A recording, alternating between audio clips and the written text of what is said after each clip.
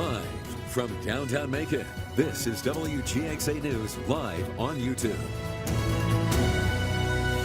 Good evening, Middle Georgia. I'm Amanda Peralta. I'm Greg Lloyd. Amanda and I thank you for watching WGXA News at 5:30. It was an ugly day yesterday afternoon as severe storms rolled through surrounding states and even middle and southwest Georgia. Here's a look at some of that storm damage left behind in Lawrence County. You can see several fallen trees that are the result of strong winds that came through the area yesterday. But that's not all. Check out this tornado touching down in Newton, Georgia, and Baker County in South Georgia. All of Georgia was under at least a level 1 storm threat with high winds, wind-shattering hail, and lightning being reported all over. Thousands are still without power from Texas to Georgia from that severe storm that rolled through our area. And we started the day with more rain and storms across middle Georgia. But meteorologist Ryan Mirando says our rain chances are decreasing as we head into the weekend, which is good news for me. Very good news. Quiet at this point. We do have a few sprinkles down towards Sumter County, but most of us are dry with a lot of clouds out there, and that'll really be the case for the rest of tonight. A live lookout though over Macon with our Wilson Bryant Heating and Air Skycast Network. Starting to get some peaks of sunshine, but temperatures relatively cool in the mid 70s right now. Currently 76 degrees in Macon, but the dew points and that humidity starting to still be uptick. But it's 94 degrees right now in Orlando. And you look further out to the west over in Texas, they're having temperatures right now in the triple digits. They could have some dangerous heat over the next few days. That will not be headed our way for the rest of tonight. It will be comfortable. A few scattered thunderstorms are possible late through the overnight hours around 1 a.m. but then temperatures will stay into the mid 60s as we get towards the last day of the work week. So looking ahead to coming up, we are beginning to dry out for the rest of tonight, heading through the day tomorrow, but that humidity will stay muggy. A big point of difference though is that Father's Day is coming up on Sunday. I'll help plan it out with you in your full forecast. Greg, Amanda. Thank you so much, Ryan. And if you have taken photos or videos of the severe weather in your area, if so, we'd love to see it. You can submit those to our website at wgxa.tv/chime in. You may see them on air or online. Now is also a great time to download that WGXA weather app. It's absolutely free. Ryan Mirando is back in less than 20 minutes, and he'll have your 10-day forecast. Happening right now, some people in Crawford County are pounding down against a proposed rock quarry. Tonight is the first of 2 public hearings where residents can speak their minds. Our Gloria Ruth Finney joins us live from where the meeting will happen. Right, Greg and Amanda, and if what we're hearing is correct, we expect to see a large turnout here at the Crawford County Courthouse. Some people here in Crawford County have already voiced strong feelings against the proposed quarry. They've even started a public campaign with signs encouraging others to stand against it. They say it would only bring a gold mine worth of trouble, including possible health problems. In fact, we spoke to one man who told us if he knew this was a possibility, he wouldn't have purchased his home where he did. We'd have seen this coming. If we'd have known about it prior to the purchase of the property, we wouldn't have purchased it. Heard a lot about a lot of people with health problems and breathing issues and noise issues and a lot of unexpected explosions from them using, I guess, dynamite. Crawford County officials say a group out of Kentucky proposes using about 430 acres out of the 1,700-acre property to build a granite quarry. I'll be attending the hearing, and I'll bring you the latest tonight at 11. Reporting live in Crawford County, Gloria Ruth Finney, WGXA News. All right, thank you, Gloria Ruth. A Milledgeville man is behind bars after shooting a teenager and a dog on Saturday night.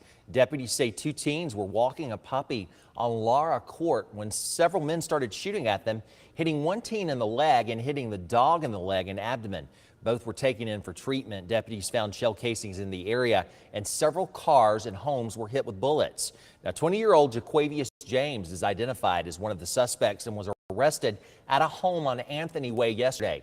James has been charged with aggravated assault, cruelty to children in the 1st and 3rd degrees, cruelty to animals, and firearm possession charges. And Bibb deputies arrested 30 people at an illegal pool party at the Bowman Station Apartments. Callers reported vandalism, trespassing, and drug use at those parties. Deputies say they recovered more than a dozen firearms during Operation Safe Harbor. All except one of 30 people arrested were under 25. Deputies say additional charges are pending.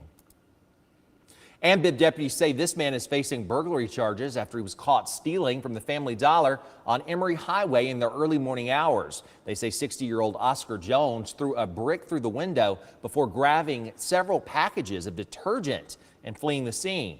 He was arrested on a nearby street around 2 in the morning. He's facing felony burglary charges in this case, as well as other warrants. A teen could spend the rest of his life in prison for a string of armed robberies in Macon. Siobhan Coleman pleaded guilty to multiple robberies at restaurants and businesses on Gray Highway. It was a 5-month crime spree that ended in May of last year. That ended when Coleman was shot in the leg trying to rob another business. Coleman's life sentence includes a minimum of 30 years in prison before being eligible for parole. The parents of a Baldwin County student are suing John Millage Academy, its headmaster Clinton Humphrey, and the parents of another student due to concerns over what they say is the mishandling of their son's brutal beating during a game of Ultimate Frisbee. According to court documents, the incident occurred March 6 when their son got into a fight with the other student who allegedly took him to the ground, covered his head with a hoodie, and repeatedly punched him in the face. The school's baseball coach informed Moody's mother about the fight and urged her to seek immediate medical attention. But she says she was initially prevented from seeing her son, who was injured. Now, the lawsuit also highlights the alleged history of violent behavior by the other student and claims that school leaders were aware of it. After experiencing bullying and encountering numerous challenges in addressing their concerns with school administrators, the Moody's say they opted to file the lawsuit alleging negligence, assault, and battery, and seeking punitive damages. Earlier today, dozens of Macon-Bibb residents and business owners packed the sheriff's office south substation looking for answers on crime and blight. There they got to meet Code Enforcement Director J.T. Ricketson and the sheriff, who went over blight stats and the process for evaluating when an officer can write a citation. According to Ricketson, every citation officer has to determine if the house or structure is by a school senior center or rec center, or if it's a cluster of houses in the same condition. 2 years into the position, Ricketson says his focus is on what he calls crime hotspots. We decided to look into the crime hotspots here in Macon-Bibb County, and that would be places that have 911 calls that range anywhere from 200 to 500 or 600 calls in a 2 to 3 or 4 year span of time, which is an awful lot of calls, and that's a lot of resources from the county that are being expended on this place. So we call it a crime hotspot. We identified about a dozen to start with, and we're continuing to look at those. We're taking those to court, and we're seeking through a nuisance abatement issue where we can shut them down. Ricketson went on to say since he's taken the position, his officers have successfully sentenced 3 landlords to jail time and has issued a number of citations ranging anywhere from $100 to $1,000. Meanwhile, a local convenience store could have its doors closed for good after Macon-Bibb County filed an emergency motion yesterday to have it permanently closed. Mayor Lester Miller is calling M&M Grocery on Montpelier Avenue a thorn in the side of the community. Our Gloria Ruth Finney has why city leaders are going after the store. We feel that it's prudent to go ahead and take this action here to take that alcohol license and send that message that we're serious about curbing some of the nefarious actions at this location.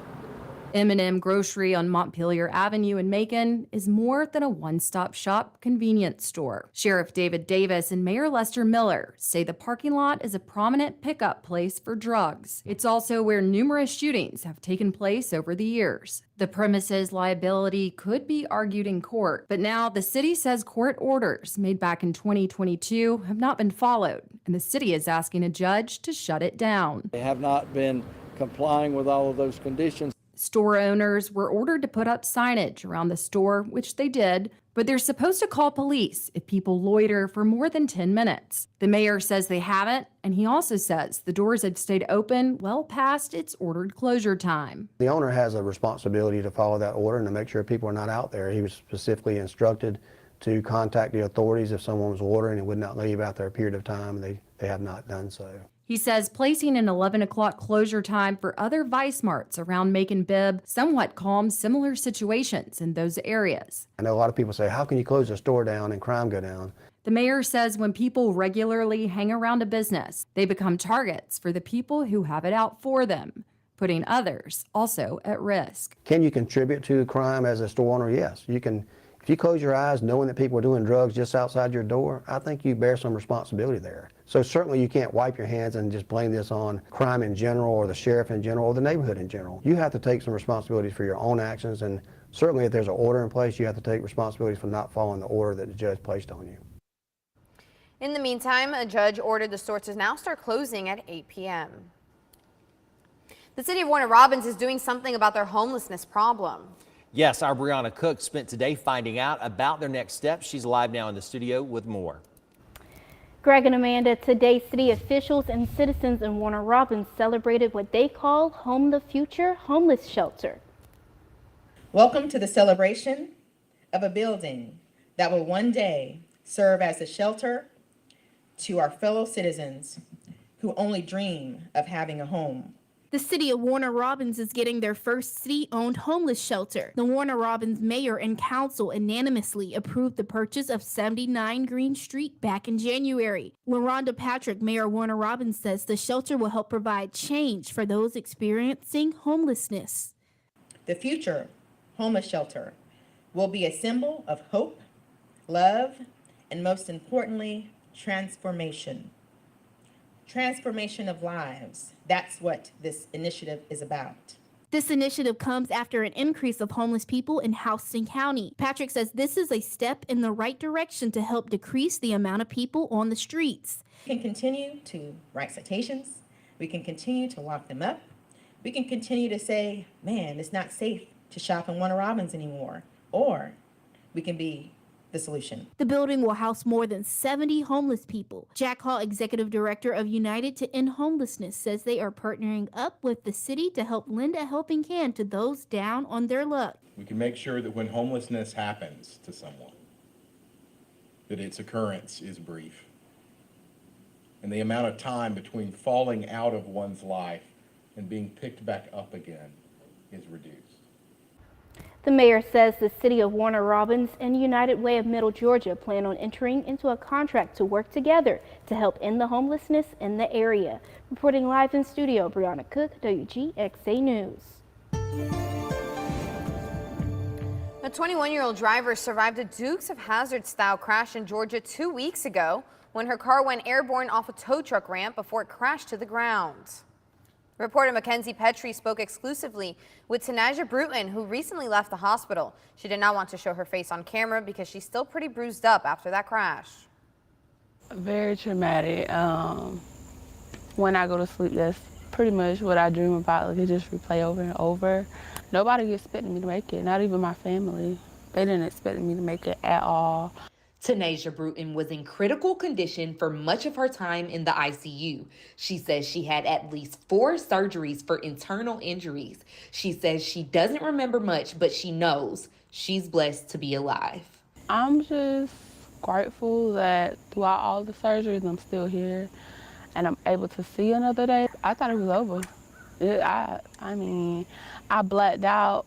I don't really remember much, but I just know I thought I was gonna die. And it hurts. It hurts really, really bad because I felt everything. I asked her what she remembers about the moments just before the crash, what caused her to hit that truck ramp, and why she didn't move over. The truck was actually in the road, in the fast lane at that. Even in the video, you could see there was no lights on. Once I saw the report, they kind of put everything on me, but blaming it all on me is just outrageous because why are you in the road and the accident is on the other side? Whether it's a move over law or not, there wasn't any cones, any hazard lights, nothing at all. Now Bruton says she still has another surgery coming. No word on whether any charges were filed in the crash. And after an active day yesterday, things are finally beginning to quiet down, especially as we head towards the weekend, although the heat is going to pick up once again on Saturday. It is sunny and hot, the high 91 degrees, and planning out your Father's Day with Dad, it still will have a lot of that humidity. We'll get the sticky humidity. It's hot, temperatures in the 90s, so if you can lay poolside or maybe go get some lemonade in the afternoon, really going to be a great idea as it is going to be rather hot. Oh no, our graphic broke here. You can still see some of the temperatures out there. It's currently 76 in Macon, 77 in Butler, 79 in Irvington. So temperatures today have been much cooler after a lot of the rain that we had this morning. looking at a lot of clouds that are still out there. Luckily now on radar, it's mostly quiet. We do maybe have a few light sprinkles down over Sumter County, but those are beginning to exit out as well. We should be dry mostly for the rest of tonight. We could have a passing shower or storm, but most of us won't see any more rain for the rest of tonight. And it was still another active morning. Plains got over 1.5 inches of rain since midnight. Vienna just under 1 inch. Macon got a little over 1/4 inch, so still even more rain on top of what we had yesterday. But we really aren't going to see these numbers probably for a little while, as we don't have any widespread showers. But a reason why we had so much of the rain was our dew point temperatures. That's the measure of moisture in the atmosphere, in the upper 60s and low 70s. So that's a lot of moisture that's being held in the air, and when it rains, it dumps out a lot of those torrential downpours that we've had really for the past 2 days and for this morning. And those dew points also factoring for that mugginess in the air, which is really not going to have any relief straight through the weekend and towards next week. We're starting to approach that sweltering summer humidity. So some news is that definitely is going to be feeling more humid, and that is also going to fuel up some storms. We're not going to have the widespread showers and storms like we've had, but heading into the weekend, we could get some isolated storms popping up by the afternoon. But as we get towards the start of next week, we could see more scattered storms begin to fire up. Doesn't really look to be any wash out of the days, but days definitely to keep an eye on for some of those storms firing up in the afternoon. For the rest of tonight, it'll be cool. 64 degrees the overnight low in Macon, 66 in Sandersville, 66 in Perry and Warner Robins, and 67 degrees down in America. So tomorrow's going to be a pretty beautiful day, mostly sunny, 90 degrees for the high. That humidity is still going to be on the uptick. Most of the day should be dry. We still could have some isolated showers or storms, but nothing really all too widespread. And we are still tracking the tropics as we are into hurricane season. There's one wave that we're watching off the coast of Africa with a 20% chance of formation over the next 7 days. This is very far away from us and a low chance of formation, but something that we are still keeping an eye on as we get through the rest of hurricane season until that ends the end of November. So in your 10-day forecast tomorrow, plenty of sunshine, a pretty beautiful day, the high 90 degrees. And getting towards the weekend, it's hot and humid, 91, celebrating Father's Day on Sunday. Also still going to be hot and humid. Maybe you go for a movie inside. If you can get out by the pool, or a nice cool drink will be a nice thing for Dad, 91 degrees. And then those rain chances begin to become more scattered as we head towards the portions of next week. 88 degrees with some scattered PM storms on Juneteenth for Monday. On Tuesday, again, scattered storms, 87. And look at this, Wednesday, that is the summer solstice. So the actual first official start to astronomical summer. It's still going to be a little cooler, but unsettled. 87 degrees for the high. Our average high for this time of the year is 91. And we do it again on Thursday with more afternoon storms, the high 88 degrees. And lastly, here's your Harrison's Body Shop Fish and Game forecast, peaks at 1:30 a.m. and 8 p.m. Good afternoon, everyone. I'm Gary Thigpen. I'm here again today at Bibb County Animal Services, and you know we do this every day, Monday through Friday at this time, to adopt some very beautiful dogs out to some loving homes. And I'm joined today again with Elvin and Audrey. And Elvin, who are we showcasing today? Well, here we have Carly. Carly's about a year old, sort of a pit bull mix. She's about 41 pounds. Very, very sweet dog, very calm dog, but also a little bit energetic. So she's very fun. So if you got a fenced-in backyard or you got kids, I think she would be great with that to run some energy off. You said she's what, about a year old? About a year old, that's right. All right, and a pit bull mix? All right, if that's what you're looking for, Carly is down here. And if someone would like to adopt Carly, how do they go about doing that? They can contact me at 478-972-4975, or they can reach us through Facebook.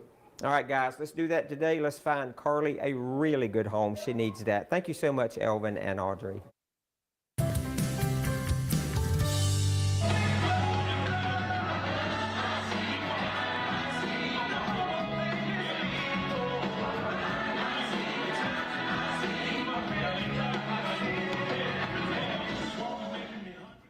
That's the sound of 200 years of Macon. The Macon Bicentennial Campaign released its anthem at the Capitol Theater. Along with celebrating Macon's big birthday, the song is meant to honor Juneteenth and Black History Month. But more than anything, organizers say it's about promoting the spirit of friendship and unity in Macon. We want everybody involved, and we are acknowledging the past, the challenges of the past, but we are trying to promote a harmonious future. And one way to do it, of course, is through music. I love my city. The anthem was recorded at the historic Capricorn Studios in downtown Macon. Well, it's a purse so small, you'll need a microscope to see it well. We're still looking for it, aren't we, Amanda? There it is. Okay, Art Collective Mischief has created a microscopic Louis Vuitton bag. Now, the handbag is so small, It can be compared to a crumb. The bag was exclusively made for rapper Pharrell Williams' auction house, Jupiter. But it's not an official collaboration with Louis Vuitton. According to reports, Mischief did not get permission from the luxury fashion brand. If you're on the fence to bid on the mini purse, out of fear you won't see it, don't worry. It'll come pre-displayed under a microscope. The auction will be held in June. Not Louis. How much do you guys think you would put in an auction for that purse? Maybe it's like fake Louis, so it's maybe like $2. Maybe nothing. I was thinking like $1. I wouldn't even do win. that. You can't. I'll take it. I'll enjoy it from your desk. If it were for a charity, I mean, it's like, you can't even see it. if there were a charity, if it was, like a charity you're doing. True. But just to do it, to have a little thing to look at, I wouldn't. Louis. Yeah, Louis no. or not? Louis. I can't. It's fake Louis, so Yeah, I'm not gonna buy Louis Fooey. Vuitton in my real life. Fooey. Fooey. Fooey, that's the new thing we have here. Not Fooey Vuitton. Fooey. Well, that's all the time we have for WGXA News at 5:30. I love that, Amanda. we invite you to join us at 6 on ABC 16. See you later.